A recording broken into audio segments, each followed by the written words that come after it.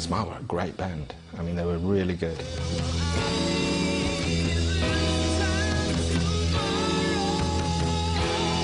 I remember some gig that we played, which was us as Smile. This is me and Tim Staffel, and Roger. Freddie came along. Now, I don't exactly remember where it was, but he used to often come along and see us play. At that stage, he's just kind of an enthusiast, and he offers comments. He says, you know, this is really good, you know, it's great how you use this light and shade, you know, you're aware of building up atmospheres and bringing them down and stuff. And he said, but you're not dressing right, you know, and you're not addressing the audience properly, you know, you should do this, you know, there's all this opportunity to connect. In thinking of the places I have been, I could see that I really wasn't going to go in that direction with Brian and Roger. So I moved on and tried to find something that was more in line with what I felt I wanted to do. Tim got the most disillusioned and said, I'm off, I'm going to go and join this group called Humpy Bong. Now, Humpy Bong were an offshoot of the Bee Gees. The Bee Gees drummer had set up this group, and they had an appearance on Top of the Pops, which was obviously big time. So Tim said, I'm going with these guys, and I'm going to go for it. Freddie was always there, you know. Freddie was saying, well, I'll sing, you know, we can do this, you know, put the band together like this, and we get a, etc., etc., we'll do this. And we kind of gradually went, well, OK. It was exactly right. Freddie wanted to do the kind of theatrical stuff that Smile was moving towards, and I gradually got uncomfortable with it and moved away. Good job I did. I could do with a fraction of the money, but, you know, I've had a really good time. I just didn't have it in me to do what Freddie did. I was never a showman, and I really wasn't the writer that Freddie was. So I tend to view it these days as I'm glad I got out of the way, because if I hadn't, the world wouldn't have had Queen.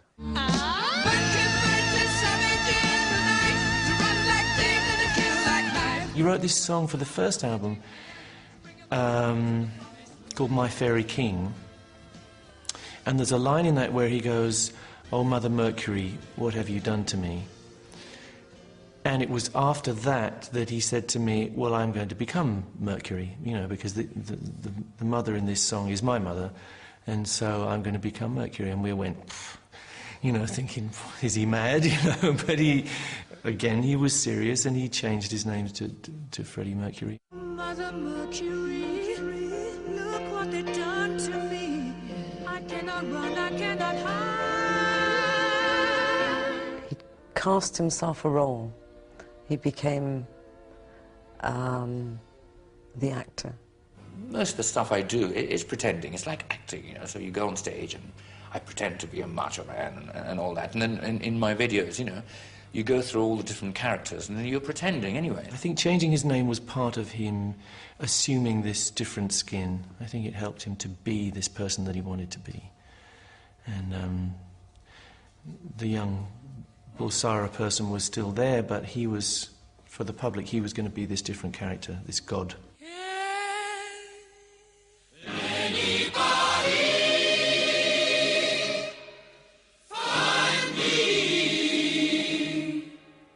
My name is Mick Rock.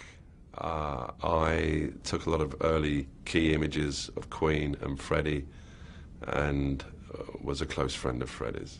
Somebody My name is Mary Austin.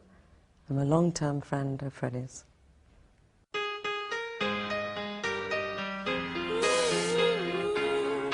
We were very sort of into the fashion world of Kensington, if you can call it that. And Bieber was really one of the great places for fashion at that time. Underground fashion, you know, not haute couture in any sense, but the fashion of the people. And part of the attraction of Bieber was that the girls who worked in there were so beautiful. And they were dressed just right, you know, they were well presented as well. And we used to just go in there to sort of enjoy the scenery. I know Freddie did as well. And one of those ladies was Mary Austin. And I met Mary at a concert in Imperial College, my own college, and just sort of got chatting to her because she was sitting behind me. And I was pretty shy, but somehow I plucked up the courage to ask her out. And we went out a few times. She was very wary of anyone. And so we would generally just sort of go out for a drink and say goodnight and sort of quick peck on the cheek, and that was it, really. It never really got beyond that. But there came a point where Freddie started to talk to me about her, and it became obvious that Freddie wanted to go out with her, and I said, well, look, we're not really going out as such, you know, we're just good friends, so I'll introduce you to her, so I did. He would come in with occasionally, I think he was brave enough to come in on his own, but most times he would come with Roger, or he'd come along with somebody, and he would smile and say hello in passing, which became quite often. And I think this went on for about 5 or 6 months.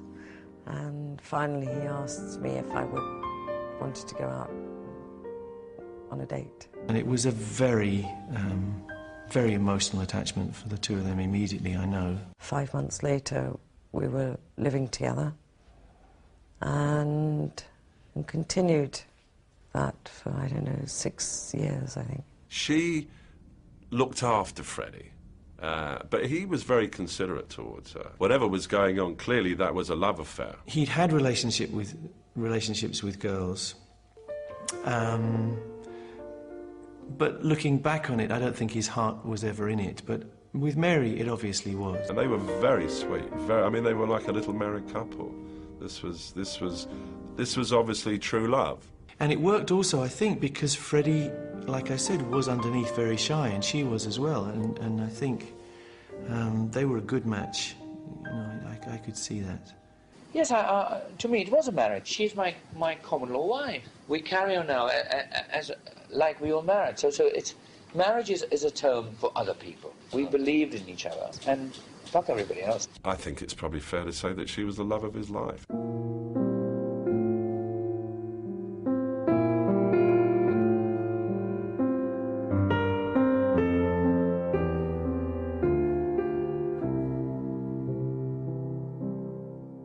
After 6 years together, Mary's suspicion that something was going wrong with her domestic idyll was confirmed. A watershed conversation with Freddie changed the nature of their relationship forever.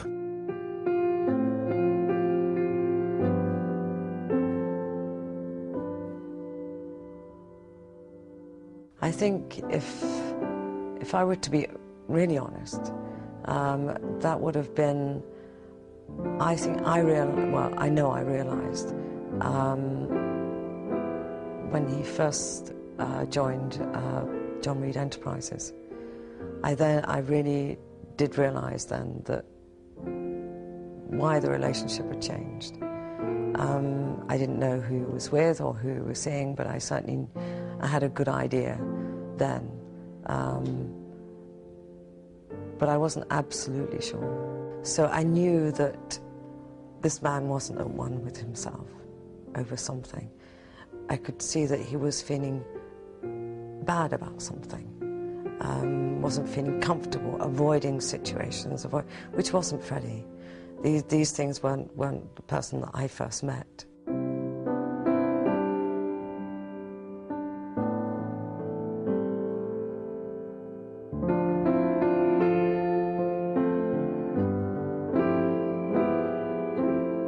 It was a relief, really, to actually hear it from him, to have surmised that was the problem probably for the last 2 years of the 6 years that we were together.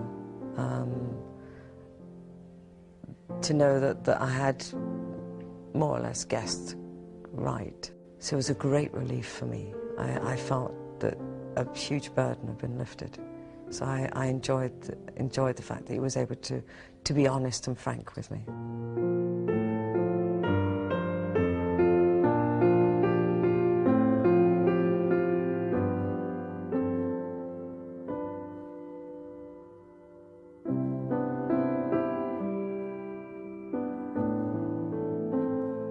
But certainly once that had been discussed, he was a different person again. He was like the person I'd known in the early years. He was more at one with himself, more relaxed, more happy. And I don't think he ever thought that I would be supportive of him, of him becoming a gay. But I was, because it was part of himself.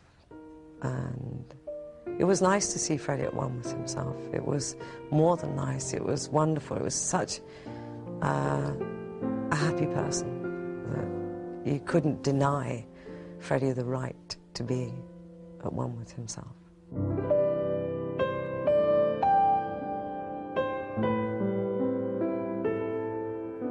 I see it as a love that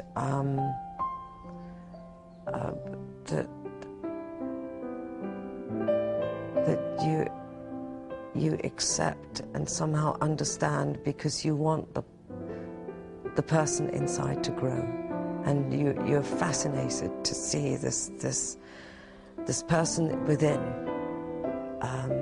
totally at ease and at one with themselves. There's a great feeling, a great almost euphoric feeling that you are witnessing, that the development is just... And he gave so much, so how could you not give?